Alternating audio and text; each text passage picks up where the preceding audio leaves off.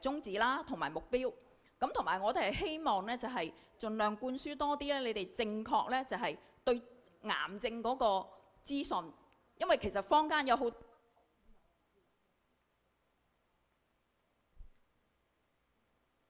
因為其實坊間，喂，聽唔聽到？係啦，因為其實坊間有好多不同嘅方法去治療癌症嘅，咁所以其實你哋做晒檢測之後，應該點樣行呢？好多時候嗰個抉擇對你往後應該點樣治療，同埋嗰個存活率啊，點樣延續嗰個奇蹟呢？其實都有好相關咯。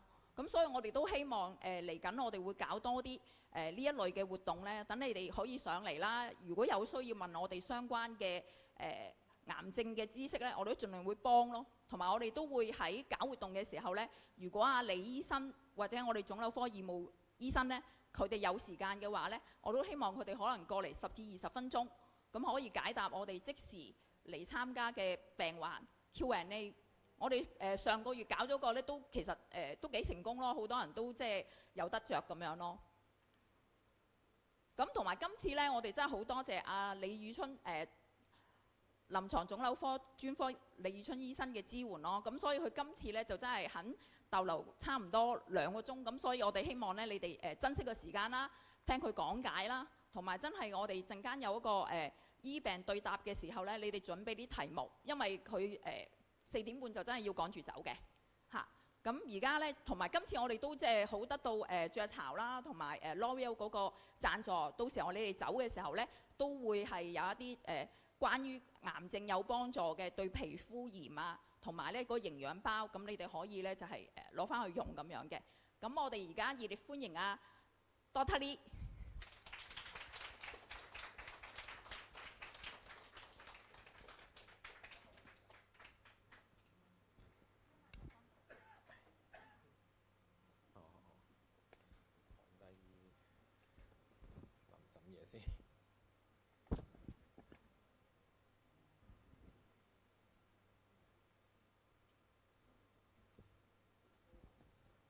試下 Ponta 先嚇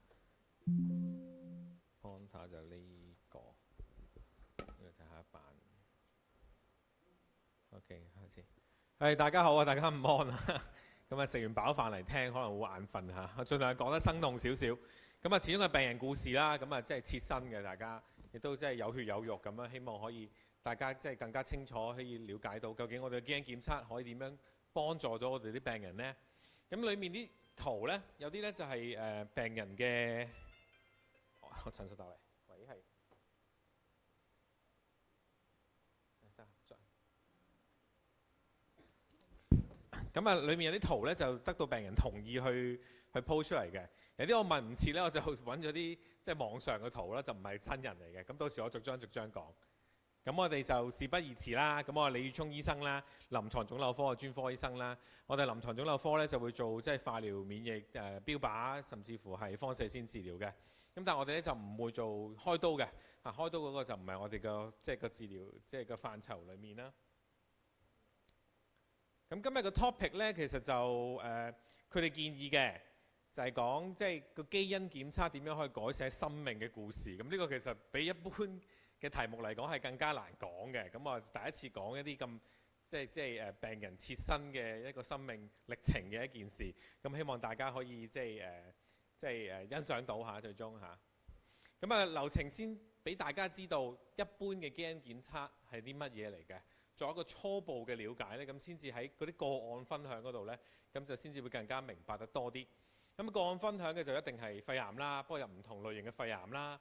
有啲係新確診嘅肺癌啦，有啲係抗藥之後嘅肺癌啦，有啲就係即係受即係俾人哋去轉介住舒緩科冇嘢好做嘅肺癌啦。而個基因檢測咧，最終咧就或多或少令到佢個即係個症狀得以舒緩啦，控制時間長啲，甚至乎長命咗嘅。咁都係一啲好正面嘅例子嚟㗎。咁基因檢測先啦，基因檢測其實就係為咗揾藥用嘅，就係一啲叫標靶藥。嗱，標靶藥咧就係揾啲腫瘤嘅特有嘅生物特徵，咁啊個治療咧就好似標靶咁樣，我哋射箭射到個標靶側邊嘅正常細胞就唔受影響，同你化療啊唔同嘅，化療好似潑火咁樣嘅，雖然殺死個腫瘤，但係正常嘅細胞咧都受到一定嘅傷害。嗱，唔同腫瘤有唔同嘅靶點嘅，咁點樣發掘佢咧？咁先至係個難度嘅地方。咁有啲咩例子咧？下一版唔知點解撳唔到。嗱，其中一個最常見嘅例子啦，我哋講緊唔食煙嘅肺癌嘅患者啦，5成至6成咧都有呢一個叫做 EGFR 突變㗎啦。嗱，呢個就係個細胞啦。細胞表層咧其實係有一啲受體，好似天線咁嘅。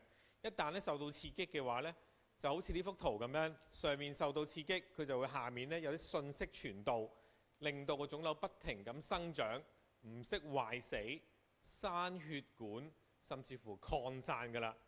咁如果你話個腫瘤因為有啲每個細胞上都出現嘅突變喺個受體上面出現啦，就譬如呢個 EGFR 突變啦，上表皮生長因子受體啦，佢就會不停咁樣刺激個腫瘤生長，而我哋用藥去阻截呢一個信息傳導咧，就會令到佢冇晒呢啲生長信息，個腫瘤就會壞死、縮細啊，甚至乎即係可以控制好耐都得嘅。咁呢個就係個標靶藥嘅其中一個最常見嘅例子。咁啊，肺癌嚟講咧，其實有好多種嘅。肺嘅出現嘅原發性瘤就叫肺癌。咁但係咧，佢就有幾隻類別嘅。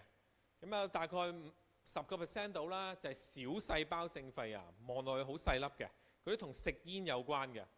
咁另外大部分咧就叫做非小細胞性啊，唔細嘅就叫非小噶啦。而當中非小細胞性裏面有60%咧係肺腺癌，好似口水腺嘅形態咁樣。然後30%咧就係鱗狀嘅，即係細胞癌。剩低少量嘅我哋叫大細胞啊，或者其他啲唔係好常見嘅瘤。咁基因檢測係邊一個腫瘤上面係特別重要嘅呢？有咩係需要特別做基因檢測呢？嗱，肺腺癌就一定係做㗎啦，每一個病人無論食煙同唔食煙都要做。大細胞癌有時係分唔到佢係即係腺癌定係鱗癌，咁即係佢有機會係腺癌啦。咁所以個個咧都一定要做基因測試嘅。但係鱗狀癌咧就特別啲喎。嗱，鱗狀癌如果你係長期食煙嘅病人咧，機率上咧你可能有標靶藥可能用嘅可能性都1-2%嘅啫。咁所以可能因此我哋未必會幫病人做。咁但係個別病人佢想做，我哋都會做嘅，因為有啲基因檢測嘅生物特徵啦，譬如總基因突變量嗰啲啦，你唔做基因檢測係唔會知。咁而嗰啲可以間接話到俾佢知，有啲治療譬如免疫治療嘅功效有多定少咁樣。咁而唔食煙嘅人，如果有鱗狀癌咧，更加特別啦。9成9嘅鱗狀癌、肺癌咧，都係食煙導致嘅。咁如果你唔食煙嘅人都有鱗狀癌咧，其實佢有一個可能性咧，佢係一個混合型。嗱，你抽針淨係抽到鱗狀嗰部分，腺癌嗰部分你就抽唔到，因為我哋唔會成嚿瘤出嚟切出嚟嘅。啊，通常我哋影像見到一粒肺一粒瘤咧，我哋一係就氣管鏡抽佢出嚟，一係咧就 CT 導引咁樣咧，吉支幼針去抽，你唔會成嚿瘤攞到出嚟嘅。咁所以佢永遠有一個可能性係一個混合型。咁所以即使係鱗狀細胞癌，只要你唔食煙嘅話咧，佢都有機會係混合型。所以我哋都會咧建議做抽針嘅。陣間有個案例咧就有講點解我會同佢安排抽針、安排基因測試，而又揾到藥嘅一個情況啦。我哋以前對肺癌啦，尤其是肺腺癌嘅理解其實唔多嘅，全部都係咁醫嘅。2003年嗰陣時，總之你望到係肺腺癌，你就係化療。化療一線治療唔得嘅，咁就第二線化療都唔得嘅，咁我哋就舒緩治療啦，冇藥可醫啦。咁但係隨住我哋基因檢測同埋對腫瘤嘅認知多咗啦，我哋發現呢啲肺癌呢，就有一啲叫主驅動基因，係最主要令到個腫瘤不停生長嘅一個基因突變。頭先嗰個係 EGFR 突變，咁但係我哋發覺原來仲有好多嘅。咁有啲叫 KRAS， 有啲就除咗 EGFR 之外，常見嘅就 ALK-ROS1 啦。除此之外，就有啲即係 RET 啊、MET 啊、HER2 啊，或者 KRAS 突變裡面嘅KRAS G12C 突變啊。咁呢啲咧，隨住時間我哋理解得多咗，亦都隨住一啲臨床研究嘅數據越多咧，呢啲原本冇得用藥嘅標靶咧，我哋都發現有標靶藥可以用。咁啊，呢個係2014年啫，去到2018年嘅一啲臨床數據顯示啦，可以衍生出嚟嘅主驅動基因咧係好多嘅。咁所以我哋一啲大範圍基因檢測咧，有時3個一定唔得啦，有時10個都未必好夠啊。只要你唔食煙嘅話咧，你有醫生同你講話揾唔到呢個基因突變喎，你就唔好氣餒，你就要睇睇佢檢測嘅基因平台係充唔充足。如果唔充足嘅話咧，你就要做一個再大範圍啲嘅基因測試咧，有機會揾到一啲可以用藥嘅標靶，從而令到個病情受控制，延長壽命。咁但係簡單啲啦，入門而言啦，我哋最主要係9種突變嘅，喺非小細胞性肺癌，最主要係腺癌身上啦。最常見嘅就係 EGFR、ALK、ROS1， 呢度計埋都佔到70%幾80%㗎啦。咁剩低嘅就係 HER2 啦、KRAS G12C 啦、RET、NTRK 同埋 BRAF 嘅突變啦。咁另外仲有 MET 突變。咁其中 MET 突變咧，同埋 KRAS G12C 突變咧係特別啲嘅，就係食煙嘅人都有嘅，尤其是 MET， 同埋年紀好大嗰啲咧，80零90歲，你以為食煙冇標靶咧？MET 突變有時間唔中都出現咗之後咧，你就可以用標靶，仲要嘅效果咧就會比常規嘅化療加免疫治療仲好。其實最主要原因咧就係有 MET 突變嘅話咧，免疫治療功效就會降低嘅。咁呢9種突變啦，就不外乎係啲唔同嘅基因改變而形成嘅。因為有時病人我係 EGFR 突變，我係19，我係18，你係21，咁講緊啲乜嘢咧？EGFR 突變有時係定點嘅突變啦，有時係譬如19嘅缺失性突變啦，佢少咗啲基因啦。咁有啲融合性突變啦，其實通常好好嘅。融合性突變咧，佢哋用藥嘅療效嘅時間咧係最長嘅。ALK、ROS1、RET、NTRK 咁呢啲融合性突變啦。咁同埋有啲增幅型嘅突變，呢個通常我哋講抗藥嗰陣時出現啦。譬如 MET 抗藥出現咗之後咧，你就可能多隻標靶可以喺原有嘅標靶藥上面咧，係作複合性嘅治療。咁我哋就去到第2部分啦。咁肺癌個案分享啦，呢個就係今日嘅最主要嘅項目。時間有冇㗎？咁第一個案例先啦。咁其實佢個病歷咧就係一個好差嘅肺癌病人，喺公立醫院嗰度咧就作診斷嘅一啲症狀嘅舒緩。咁但係佢嚟唔到我診所，我就話不如你喺自己喺醫院嗰度，公立醫院嗰度，如果我寫封信，佢肯唔肯幫我抽血，我喺血液裏面揾呢一個腫瘤嘅游離基因啦。咁政府醫院竟然肯喎，唔係間間醫院嘅每一個醫生佢都容許做嘅。咁佢同佢抽一個叫活體液檢，喺血液裏面咧初步揾佢嘅 EGFR 突變係陰性嘅。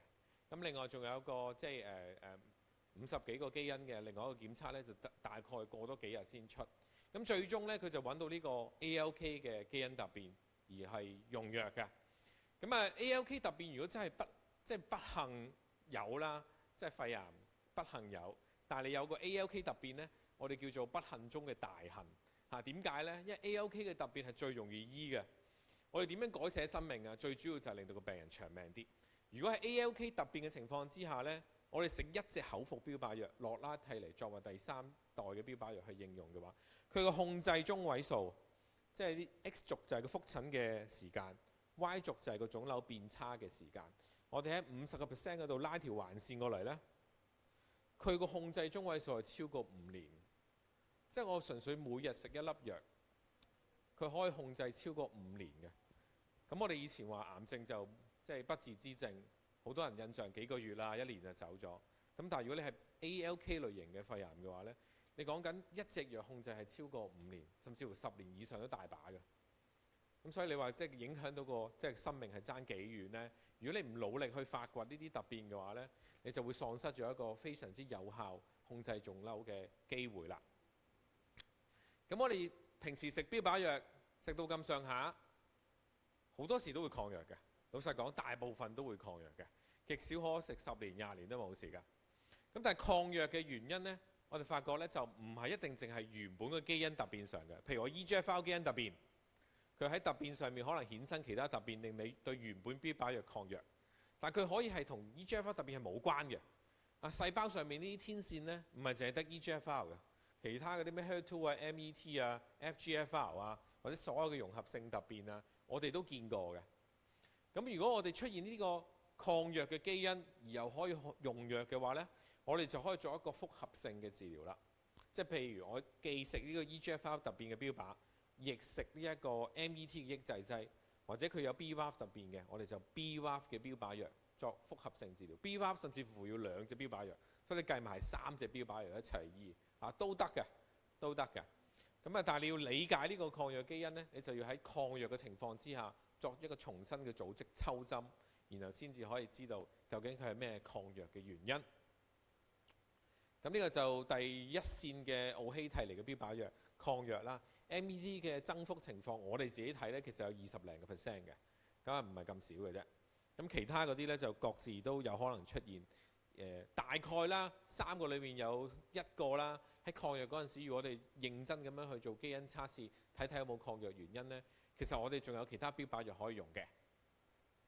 咁呢個案例啦，係一個56歲嘅女士啦，身體良好。咁啊最初嗰陣時肺癌嗰度抽針呢，就喺 EGFR 突變見到一個外顯子18嘅複合性突變嚇，佢既有一個 G719A 同埋 L861G 嘅突變。嗱，呢啲突變其實唔需要嚇自己㗎，佢只不過係話俾你知個蛋白719嘅嗰個地址有一個蛋白 G 叫做蛋白 A，咁令到佢激